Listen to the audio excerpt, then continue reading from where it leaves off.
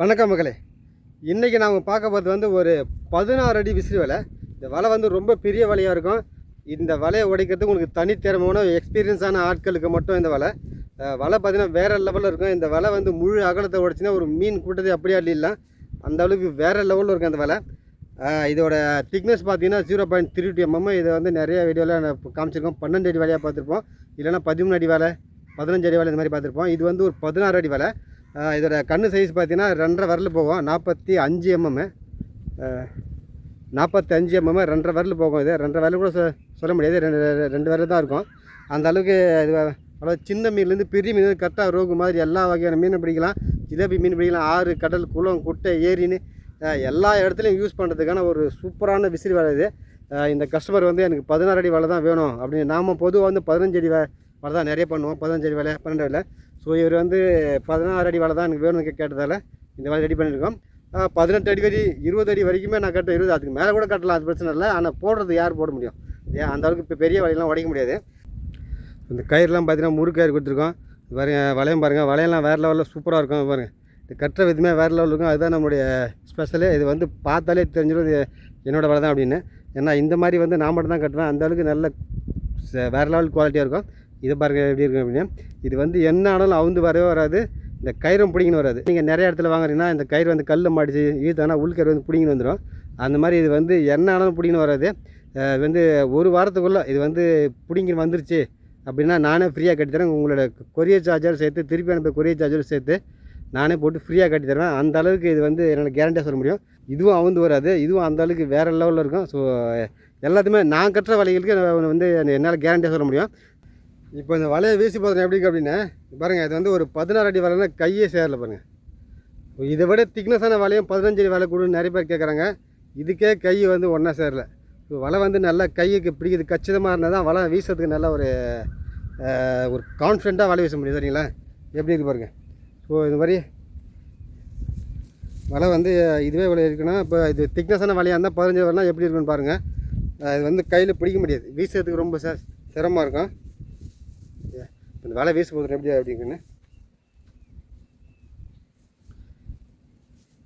இந்த வலை வந்து எக்ஸ்பீரியன்ஸான ஆட்களுக்கு மட்டும்னு ஏன் சொல்கிறேன் அப்படின்னா, இது வீசுறதுக்கு வந்து ரொம்ப நீங்கள் வந்து 12 அடி வலை போட்டு இப்போ வந்து நானே இந்த வலையை வந்து இப்போது 15 அடி வலை வந்து அவ்வளோ யூஸ் பண்ணுறதில்ல. ஸோ எனக்கே பழகிறதுக்கு ஒரு 1/2 மணி நேரம் ஆகும். அந்த மாதிரி இருக்கும் வலை. பாருங்கள் எப்படி வைப்பது அப்படின்னு. இருக்குமா?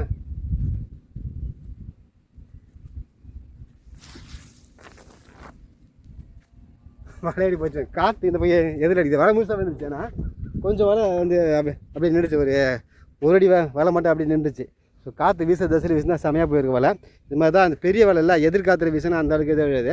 இப்படி பாருங்கள் எப்படி இருக்குது அப்படின்னு. ஆனால் ரவுண்டாக வந்துருச்சு வலை. ஆனால் வேலை பேக் கேமராவில் பார்க்கணும் பாருங்கள். வலை எப்படி வேந்துருக்கு பாருங்கள். வலை நல்லா ரவுண்டாக வேந்துருச்சு. ஆனால் காற்று வந்து எதிர்காற்று இருந்து வலை எப்படி பாருங்கள் எப்படி சுருக்கமாக இது வேந்துருக்கு பாருங்கள். இங்கே பார்த்தீங்கன்னா ஒரு அடி வலை மட்டும் அப்படியே நின்றுச்சு. இது வந்து காற்று எதிர் திசையிலங்கிறதுனால வலை வந்து போகலை. இந்த மாதிரி ஒரு பெரிய வலைனா நீங்கள் வந்து காற்று வீசுகிற திசையில் தான் வீச முடியும். எதிர் திசையில் வீசினீங்கன்னா வலை வந்து அந்த அளவுக்கு உடையாது. ஒரு 10 அடி வலை தான், 10 அடி வலை, 12 அடி வலை இது மாதிரி தான் உடையும். நம்ம இப்போ நான் கொஞ்சம் எக்ஸ்பீரியன்ஸ் ஆனாலும் கொஞ்சம் வாங்கி வீசினா ஒரு 13 அடி 14 அடி வலை உடஞ்சிருச்சு. இது வந்து இப்போது வந்து வேறு திசையில் வீசி போகிறேன். இப்போ ஏன் அந்த திசையில் வீசலைன்னா சூரியன் வந்து அந்த பக்கம் இருந்தாலும் ரொம்ப கிளாராக தெரியும். ஸோ இருந்தாலும் நான் வந்து ஒரு வலை வீசி காமிக்கிறேன். காற்று வீச திசையில் வலை எப்படி போகுதுன்னு மட்டும் பாருங்கள். இப்போ வந்து இந்த வலையை வந்து வீசி பார்க்க போகிறோம். சூரியனுக்கு பின்னால் இருக்குதா கொஞ்சம் கிளாராக இருக்கும். அதனால் வந்து இந்த வலை இது எப்படி வீதுன்னு காமிக்கணும் இல்லையா? பாருங்கள். ஏன்னா பெரிய வலைன்றதுல காற்று வீசுகிற திசையில் வீசினா தான் இது வந்து போகணும் இல்லை, அப்போ தான் முழு அகலம் உடைக்க முடியும் நம்மளால்.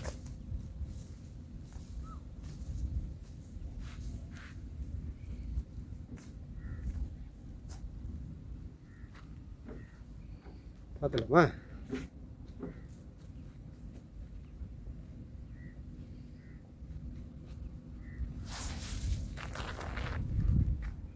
எங்கே போச்சு பார்த்தீங்கன்னா வலை எப்படி இருக்குது பாருங்கள் வலை. ஸோ பேக் கேமரா காட்டுறேன் பாருங்கள். அந்த பக்கம் வந்து பார்த்துட்டு வலை எப்படி வேந்துருக்கு பார்த்தீங்களா? பாருங்கள், முழு அகலத்தை படம் பிடிக்கிறதுக்கே நான் எவ்வளோ தூரம் போக வேண்டியதாக இருக்குது பாருங்கள். அந்த அளவுக்கு வலை பாருங்கள். நல்லா முழு ரவுண்டாக இருக்குது. இப்படி இருந்து பாருங்கள் எவ்வளோ நீட்டாக இருக்குதுண்ணே. நான் எவ்வளோ தூரத்தை எடுக்கிறேன் பாருங்கள். இந்த கயிறே வந்து ஃபுல் கயிறு வந்துச்சு. 30 அடி கயிறு வச்சுருக்கிறோம். 30 அடி தூரமாக இருந்தேன்னா தான் இந்த வலையை பார்த்திங்கன்னா முழுசாக வந்து ஃபோனில் படம் பிடிக்க முடியுது.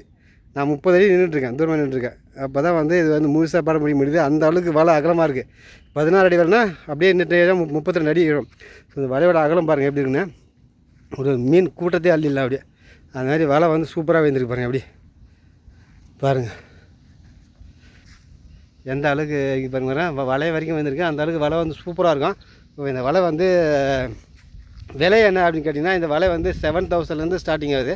அதோட கிரேடுக்கு ஏற்ற மாதிரி இப்போ ஒரு 16 அடி வலை 7000, 7500 அந்த மாதிரி. ஸோ முறுக்கயிறோட வேணால் உங்களுக்கு வந்து 7500 வரும். முறுக்கயிறு இல்லாமல் அப்படின்னா உங்களுக்கு 7000 வரும். அதே மாதிரி 12 அடி வலை வந்து உங்களுக்கு 6000 இருக்குது. ஸோ நான் கட்டுற வலைகளில் வந்து பர்சனலாக நான் கட்டி கொடுக்குற வலை மேக்ஸிமம் ப்ரைஸ் 6000. அதுக்கு மேலே தான் எல்லாமே. அதாவது 12 அடி வலை சரிங்களா. அதை விட உங்களுக்கு கம்மி விலையில் வேணுன்னா 4500லேருந்து உங்களுக்கு வந்து வலைகள் அவைலபிள் இருக்குது. 12 அடி வலையை வேறு ஆளுக்கிட்ட கொடுத்து வலை கட்டி கொடுத்தோன்னா அது வந்து கொஞ்சம் உங்களுக்கு ரேட்டு கம்மியாக கிடைக்கும். நம்ம கட்டுற வலை வந்து எதுவுமே எந்த பிரச்சனையும் வரக்கூடாது அப்படிங்கிறதுக்காகவே இது வந்து கட்டுறோம். அதனால் இது வந்து ப்ரைஸ் கொஞ்சம் எக்ஸ்ட்ராவாக இருக்கும். மற்ற வலைகளுக்கு நான் கொஞ்சம் கேரண்டியாக சொல்ல முடியாது. என் வலைக்கு இதெல்லாம் இப்படி இருக்கும் அப்படின்னு. ஸோ அதான் நான் ஒரு வாரத்துக்குள்ளே அந்த கயிறுலாம் பிடிங்கி வச்சா நானே ஃப்ரீயாக கட்டி தரேன். அந்த அளவுக்கு கேரண்டியாக என்ன சொல்ல முடியும், மற்ற வலைக்கு சொல்ல முடியாது சரியா. அதனால தான் அது வந்து கொஞ்சம் ப்ரைஸ் கொஞ்சம் எக்ஸ்ட்ராவாக இருக்கும் சரிங்களா. தேவைப்படுறதுக்கு கான்டாக்ட் பண்ணுங்கள். நம்பர் இருக்குது ஓகேவா. அடுத்த வீடியோ சந்திக்கலாம் மக்களே.